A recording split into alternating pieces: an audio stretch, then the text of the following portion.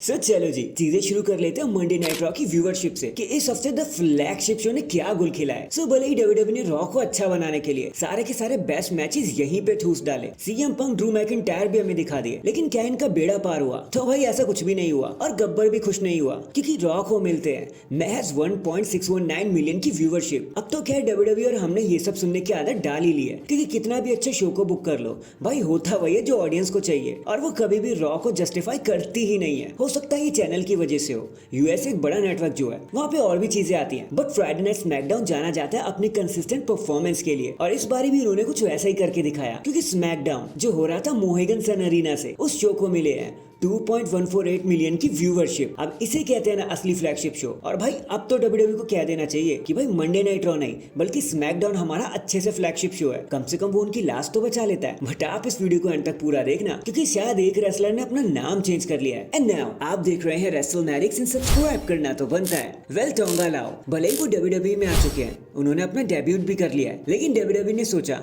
क्यों ना उनके नाम में थोड़ा सा फेरबदल कर दिया जाए, चेंज कर दिया जाए। पूरी तरीके से तो नहीं, बस थोड़ा सा कर दिया, मतलब टांगा को टोंगा कर दिया, बस इतना ही चेंज किया, इससे ज्यादा कुछ नहीं, एक हल्का सा चेंज। देखो जब लास्ट फ्राइडे नाइट स्मैकडाउन में ब्लड लाइन का नेम प्लेट दिखाया जा रहा था ना, तो सबने इस चेंज को नोटिस किया कि टांगा अब टोंगा हो चुके हैं। बाकी अकॉर्डिंग टू अस चाहे टांगा हो या टोंगा हो, भाई दोनों ही नाम डब्ल्यूडब्ल्यू से मैच नहीं करते। वो एपिकनेस फील ही नहीं हो रही जो डब्ल्यूडब्ल्यू के रेसलर्स के नामों में फील होती है। मतलब ये नॉर्मल नाम जैसे ही लग रहे, कुछ बड़ा सा नहीं लग रहा। विंस मैकमैन होते तो इसे अब तक चेंज करा चुके होते, बट लेट्स सी अब आगे क्या होता है। बाकी चलो जैसा है वैसा है, हम क्या कर सकते हैं। Next at king of the ring pay per view Cody Rhodes अपनी अनडिस्प्यूटेड चैंपियनशिप को डिफेंड करने वाले हैं against the United state champion Logan Paul. अब यहाँ तक तो देखो सब ठीक था, चैंपियन वर्सेस चैंपियन वाला मैच ही होना था, हम सब इससे खुश थे, लेकिन इन द एंड हमें क्या पता चलता है कि चैंपियन वर्सेस चैंपियन नहीं बल्कि एक विनर टेक ऑल मैच होने वाला है। मतलब जो भी जीतेगा वो सब कुछ लेकर जाएगा, दोनों टाइटल्स घर लेकर जाएगा। अब अचानक से पता नहीं डब्ल्यूडब्ल्यू ने इस मैच को कैसे बुक कर दिया, सारे लोग इससे काफी ज्यादा कंफ्यूज हो गए। थोड़ी कंफ्यूजन क्रिएट हो गई फैंस के बीच में कि भाई एक तो अचानक से आपने लोगन पॉल को चैलेंजर बना दिया, ऊपर से दोनों टाइटल ही कर दिए, तो भाई ये चीज जरा सी हजम नहीं हुई।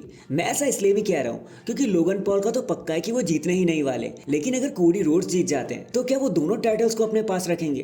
क्या वो दोनों टाइटल को डिफेंड करने वाले हैं? सुनने में थोड़ा सा मुश्किल तो लगता है। सो अकॉर्डिंग टू अस ये मैच एक डिस्क्वालिफिकेशन की कंडीशन पे एंड हो सकता है, क्योंकि मुझे नहीं लगता कि एटलीस्ट इस पॉइंट ऑफ टाइम पर अब दो चैंपियनशिप कोई रखने भी वाला है, फिर चाहे वो लोगन पॉल हो और कोडी रोड्स ही क्यों ना हो, क्योंकि इतना तो हम भी श्योर है भाई कि डबल चीजें कोई भी नहीं रखने वाला। बाकी हाँ, लेट्स सी अब वो कौन सा बंदा निकलता है जो कोडी रोड्स या फिर लोगन पॉल पे अटैक करेगा। होपफुली वो बंदा रोमन ही निकल जाए भाई, क्योंकि उन्हीं का आना भी सबसे ज्यादा बनता है। हैशटैग उम्मीद लगा के रखते हैं। इन दी एंड अब चलो बात खुली है तो ब्लड लाइन को भी कंसीडर कर लेते हैं। एंड एक सवाल हम सभी को परेशान कर रहा था कि बैक स्टेज में जब सोलो सिकोवा पॉल हेमन से मिलते हैं तो सोलो ने ऐसा क्यों कहा कि पॉल तुम जेउसो से सिर्फ इसलिए मिले ताकि तुम उसकी मदद मांग सको? क्या इसके पीछे उनका कोई इशारा तो नहीं था? देखो हम सब समझ रहे हैं क्या पॉल हेमन एक टीम बना रहे हैं चुपके चुपके, जिसके बारे में सोलो सिकोवा को नहीं पता? क्या Paul Heyman the Usos and Roman Reigns को एक बार फिर से जोड़ने की कोशिश कर रहे हैं ताकि सोलो एंड ऑल को खत्म किया जा सके? क्योंकि अभी जो सबूत मिले हैं ना उससे तो देखो ऐसा ही लग रहा है। और वैसे भी ब्लड लाइन सिविल वॉर्स तो खुद डब्ल्यूडब्ल्यू भी कराना चाहते हैं उसका 2.0, मतलब एक सीक्वल, और शायद पॉल हेमन ने अपनी चाल चलना शुरू भी कर दिया है। बाकी अब देखते हैं कि कौन कहां कैसे अब इस चीज को बुक करेगा। So that is it guys, अभी के लिए तो बस इतना ही।